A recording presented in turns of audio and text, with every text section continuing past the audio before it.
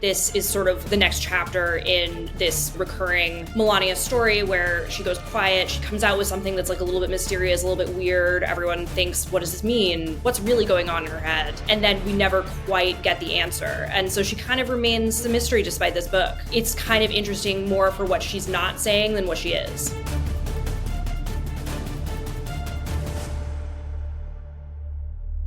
Welcome to Undercurrents, our daily news show from Unheard's Washington Bureau. Today's guest is Rosie Gray. Subscribe here wherever you get your podcasts and over at undercurrents.tv for the full premium experience of the show. Now, Melania Trump decided to roll out a memoir with less than a month before the 2024 presidential election. This might make some strategic sense on a political level if the book was a bland attempt at making some quick cash and getting in the press. Melania, though, is different. The former First Lady writes about cancel culture, her nude modeling, and perhaps most interestingly, her political differences with the Republican Party on abortion.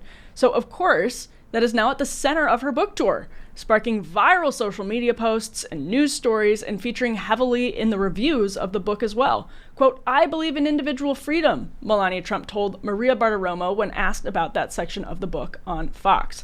So now the public is left to ponder this. Donald Trump's own wife disagrees with him and the GOP on one of their most vulnerable issues, and one that matters a lot to voters, especially female voters, who the GOP needs to win over. Here's a clip that Melania Trump posted. Individual freedom is a fundamental principle that I safeguard. Without a doubt, there is no room for compromise when it comes to this essential right that all women possess from birth. Individual freedom. What does my body, my choice really mean? So why did Melania Trump decide to wade into the abortion debate with a month before the election? Did she mean to do it? Does she think it helps Republicans? Why does she do anything that she does?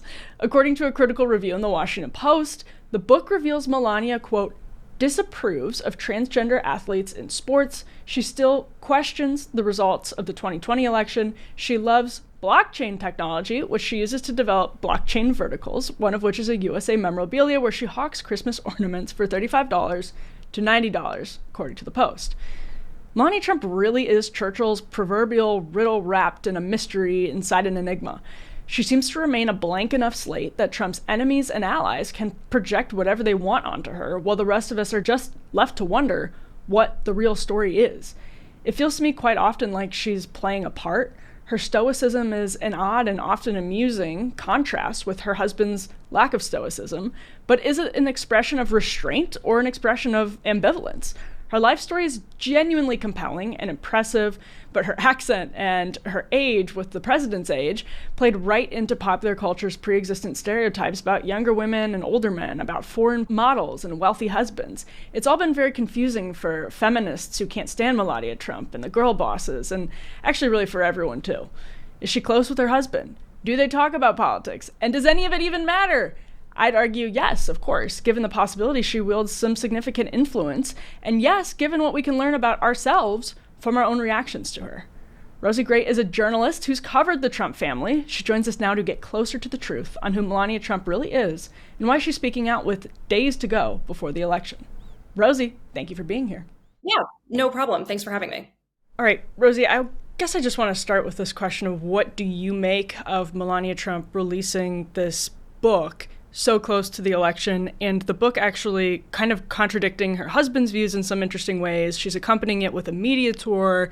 What's the right way to interpret this? I mean, it's hard to know what to make of the book. You know, obviously, like you pointed out, the fact that it's being released so close to the election, the fact that she's been so under the radar in a lot of ways, for years now. It's definitely a very mysterious sort of happening. I think that the book itself, I've had a chance to look through it. And I think that obviously the news that's being made is the way that she's splitting from her husband on abortion.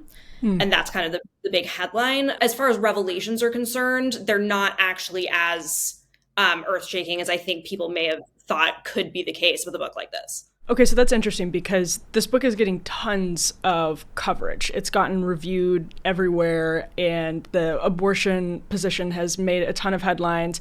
And Melania Trump herself has put out different videos. She's been on Fox News. She's clearly trying to make a splash with the book, obviously probably to make money. But is it possible that the media is overhyping what we're actually getting from Melania in this book? I mean, I do think that what she's saying about her position on abortion is definitely newsworthy. I mean, like, she's splitting with her husband on a really important topic that has, caused a huge amount of political turmoil and is, very, like, electorally salient to Republicans. So I think that that's totally justified. I also think that, this is the longest sort of self-disclosure she's ever really made. She's been a public figure for some time. She's always been, kind of an enigma. And I think that it does make sense that people are paying attention to a book like this that's, obviously coming so close to the election and from someone like Melania. The content of the book is not necessarily way beyond what you would kind of expect for a book like this. It's, I don't know if the right word is sanitized, but there's not really a lot of like juicy gossip in the book. Let's put it that way. And that's how I always feel like we end up with Melania Trump. There might be an interesting moment, something that sort of grabs your attention, but then it's still, she goes back to just being totally stoic, totally loyal. And I guess I'm wondering, personally, if you think we're learning anything new about her significant. Does this change? She's releasing a big book telling her story, but does it change that sort of mystery? You just said enigma. I think that's exactly right.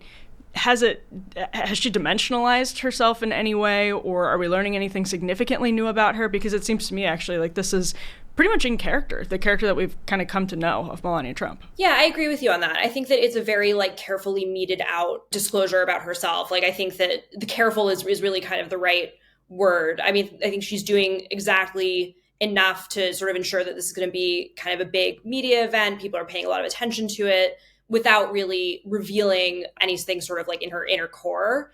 And, it's savvy that way, I think. There are certainly bits in there about, her relationship with her son, with her parents. There is stuff about her, but you don't really get the sense that you're really seeing the real Melania, whoever that might be. That's in keeping with the Melania that we've seen, over the years. And if we zero back in on the abortion question, I kind of have a theory that I want to test out on you, Rosie, that maybe she thought it would help, that there was this, she sees herself as somebody who disagrees with the Republican Party and with Donald Trump on this. And so if she can come out, she can show that there is a room for people to vote for Donald Trump if they are pro-choice. And I'm just trying to understand why this book would come out with that particular bit, knowing that the media was going to use it to try and drive a wedge between Melania Trump and Donald Trump and say, Republicans even too extreme for Melania, who's ultra MAGA or whatever. Do you have a theory on whether this was, a strategy or whether it was just Melania Trump saying, listen, I'm pro-choice? Yeah, I mean, I'm glad that you said that because I actually had a very similar thought. And that, this is just me spitballing, but is she trying to kind of thread the needle between her husband's position? And by the way, like, Trump himself has been kind of all over the map on abortion over the years. But, is she trying to thread the needle between sort of the Republican Party's current position on this issue and connect it to maybe a more politically popular position? Because obviously the Republicans have post-Dobbs been in a position where they're really kind of like on defense on abortion. And, is she trying to present a more sort of palatable face to moderates on this issue? And I don't know. I mean, like, if she's doing that, I think, again, like, that would be a very savvy move. It would be hard to really know the reality of what the decision-making was there, again, because she's so locked down. Right, and it seems to me there's always this tendency to interpret what she does as a slight to Donald Trump. Like, she's publicly airing some type of deep personal grievance and trying to show the world that they're actually not entirely aligned. But I just don't ever think that's actually what's happening with her. I don't know. She writes about the hand swatting incident in the book and says that, it was made out to be a bigger deal than it actually was. That's when photographers sort of caught her what looked like kind of moving Trump's hand away when he was trying to hold her hand. It's a ridiculous thing to get into. But anyway, all that is to say, she just, at the end of the day, never seems to really be wanting to put that much distance between herself and Donald Trump. Yeah, I mean, I think that's true. I think in the book, she is very, obviously extremely positive about him. She writes very like fondly about their meeting, etc.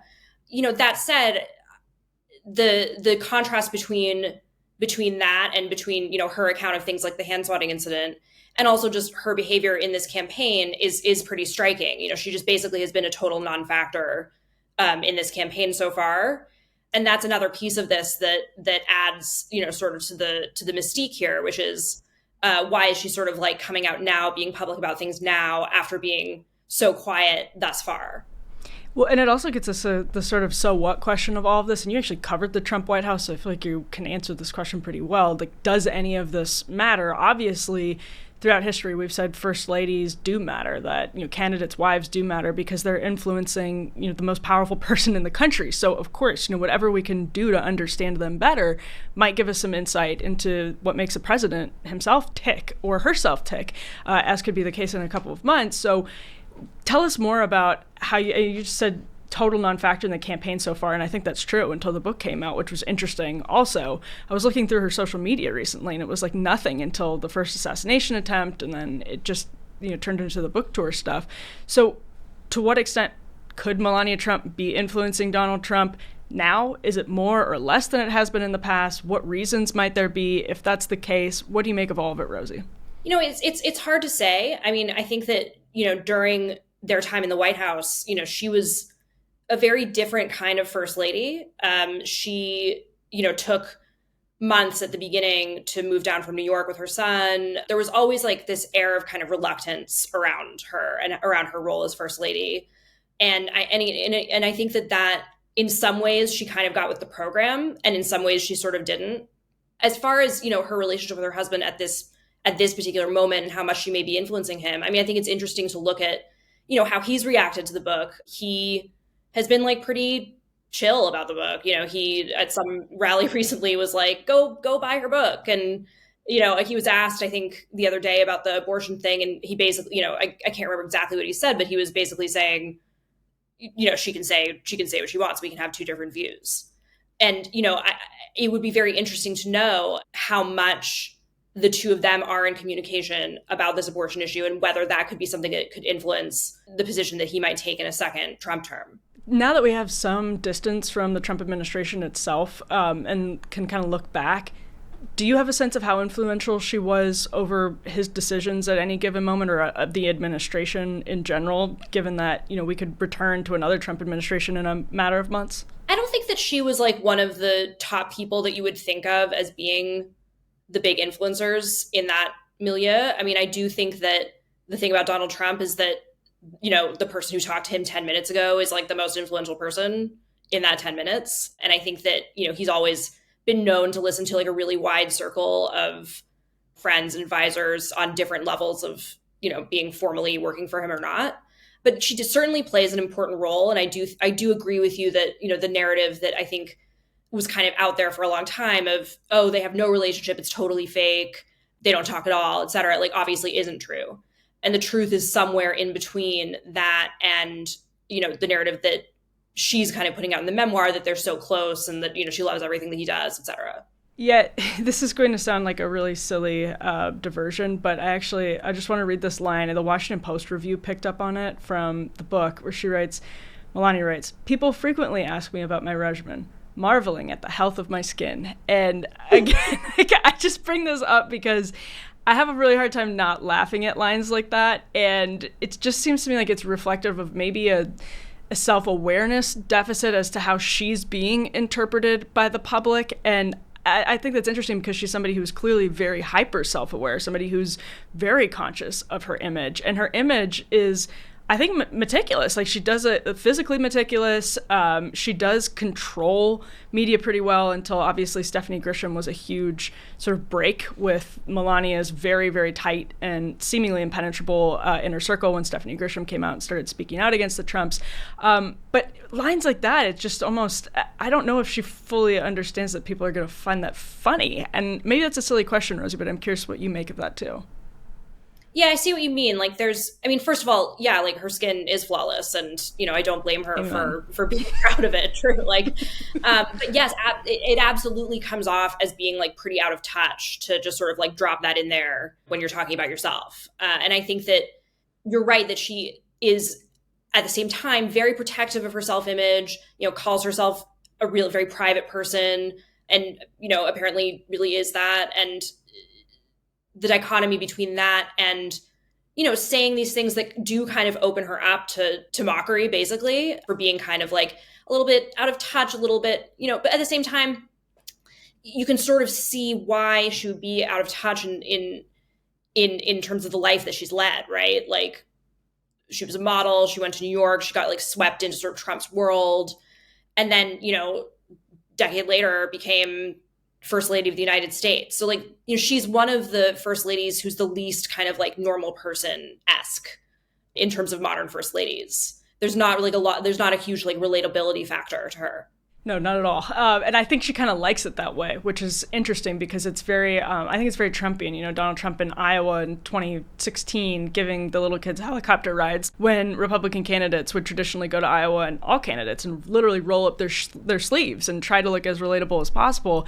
I think the Trumps kind of recognize there's something aspirational that they want to appeal to. And Donald Trump has done that. I guess, he calls himself blue-collar billionaire. Other people have called him that. People look at this and say, that's success, and they're not hiding from it. And I wonder if Melania Trump is also kind of sees that and taps into that too. I don't know what you make of that, Rosie.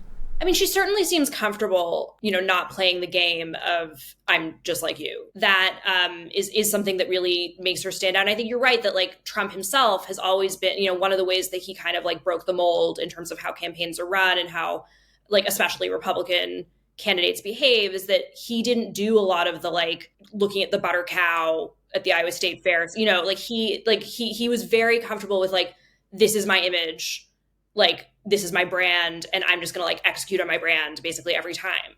And she's the same way, but in her own way, because she has a very different persona and a very different image of her own.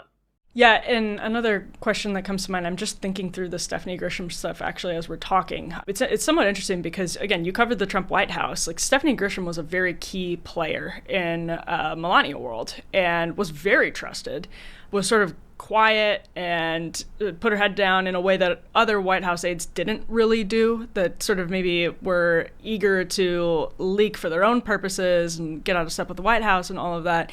And it seemed to me, I didn't cover this as closely as you did, but it seemed to me like Melania world was incredibly gatekept. Like, it was very, very tight. And she did that for personal reasons. She wanted loyalty and all of that. And Stephanie Grisham has since spent the last couple of years and as has another Melania confidant, writing books, talking on MSNBC and CNN about their personal experiences with the Trump family. I wonder if you think that's rattled Melania Trump, maybe the Trumps in general, since January 6th. I think that was what Stephanie Grisham's break was. I think she would say it was the election in general in 2020. But I wonder if you think that's rattled them, sort of given them less security psychologically in their inner circles going into another potential Trump administration. I mean, I'm sure that Melania feels burned by the Stephanie Grisham stuff, and I'm sure that contributes on some level to the way that she is so sort of quiet and reserved and has been during this campaign. That said, I mean, she always has been to some extent. And also, when it comes to disclosures and people writing books after they're out and people, turning on the Trump administration after they're out, I mean, Stephanie Grisham is one of many, right? And so I think on some level, they must be maybe not used to that, but not necessarily like super shocked by that. But you're right that, Melania's operation was always like very, like she genuinely like did not want to basically have anything to do with the press. And for the most part kind of didn't. When she's promoted this book, she's been saying, in her interviews and in the videos that she's been putting out, like, I want to correct the record. Like, I want to tell my story myself. I've been the object of scrutiny, but I'm so misunderstood. And like, there's been so much misinformation. And she seems to clearly feel like other people have sort of like gotten her wrong. And that definitely seems to be a motivating factor for this. So then last question is, has it worked? Has she been successful in telling her story, getting her side of the story heard? Because I guess I don't want to turn this into a leading question, but it seems to me like she's getting very similar media coverage to every time she, comes out and tries to tell her side of the story. This time she did it in book length, and it seems like it's sort of a rinse and repeat type cycle with the press. Yeah, I agree with you. I think that this is sort of the next chapter in this, recurring Melania story where she goes quiet. She comes out with something that's like a little bit mysterious, a little bit weird. Everyone thinks, what does this mean? What's really going on in her head? And then we never quite get the answer. And so she kind of remains a mystery despite this book. It's kind of interesting more for what she's not saying than what she is. Actually, Led, I have one more question because you wrote a piece for Unheard recently on Melania Trump and Laura Loomer, sort of comparing and contrasting their influence in Trump's life. And the reason I just wanted to squeeze this final question as I'm thinking of it is that obviously who Donald Trump may or may not be with at any given moment, to the point you just made, is really important. And I guess I wanted to see if you have a sense of their marriage. Like, it's like kind of the $1 billion question, but do you know whether they're like regularly together, whether they see other people? Like, do we have any sense of that at all? And maybe if you could add a little of your point about Laura Loomer, that would be helpful too, Rosie. I mean, I think that it's fair to say that they seem to kind of have not like separate lives, but they're not making a show of like being seen together a lot. I mean, that's like certainly true. That said, again, like we were saying earlier, like I don't think this is a situation where they, literally don't speak and have nothing to do with each other. And it's a complete sham. Like, that's a totally overcooked notion. And the piece that I wrote where I was sort of contrasting their roles, Laura Loomer is part of this kind of like rotating cast of, people who are the type of people that like other presidents didn't want to have anything to do with, these wackos from like around like this ecosystem that just like are really desperate to just get access, basically. Trump has always had a lot of time for people like that. That's part of how he operates, and that's never going to change. I do think that like Melania is potentially a sort of mitigating factor in some ways on him, but it's really hard to tell exactly what ways and to what extent. So interesting. Rosie Gray, thank you so much for your time. Thank you. All right. Well, thank you so much for tuning in. I know it seems almost gossipy to talk this deeply about Melania Trump, but to take her seriously, I think, is the fair approach to the former First Lady, because she gets sort of cast aside as somebody who's unserious, and again, by sort of self-appointed feminists who will, again, cast her aside as unserious, as a dumb model. Even if they don't put it in those words, they play completely into those stereotypes. But I think she's a lot deeper than that, and I think because she's a lot deeper than that, there's just so much we don't know about her. She's truly, I think, enigmatic. And so it feels gossipy. I know it feels like celebrity gossip. Like, is their marriage real? Are they actually seeing other people? But if the president of the United States is seeing other people, those people might have influence over him. I don't think he is, for what it's worth. But it's a completely valid, relevant, and worthwhile question. And so appreciate Rosie stopping by to help us kind of understand their dynamic better and what it could mean, actually, not just for their marriage, for their administration potentially in the future, but actually for the country. So thank you for tuning in. Make sure to subscribe here on the Undercurrents channel. Subscribe wherever you get your podcasts, and of course over at undercurrents.tv for the full premium experience of the show. Just a quick programming note, Robbie Suave is going to be here for me on Thursday and Friday. I'm heading on a business trip to Rome. I know it's a very hard life, but Robbie will be in this chair handling Undercurrents for those 2 days. So it's something fun to look forward to. I'll be back next week. Make sure to subscribe, and thanks again for tuning in.